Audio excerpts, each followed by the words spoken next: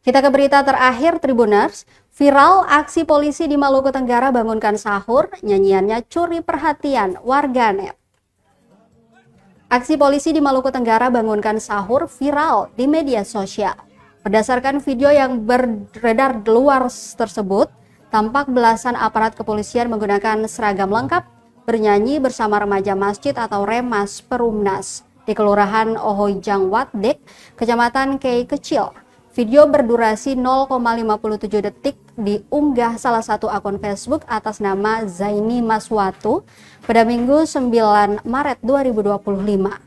Nampak terlihat aparat kepolisian dan Remas begitu kompak berdendang sahur dari satu rumah ke rumah yang lain dengan alat seadanya. Berbekal cahaya ponsel mereka saling berbalas, mendendangkan lagu diiringi joget kocak dari pemuda setempat. Penampilan sederhana aparat kepolisian ini mampu menghilangkan rasa kantuk warga sekitar. Kolom komentar unggahan pun dipenuhi dukungan dan beragam komentar apresiasi terhadap Polres Malra dari warganet.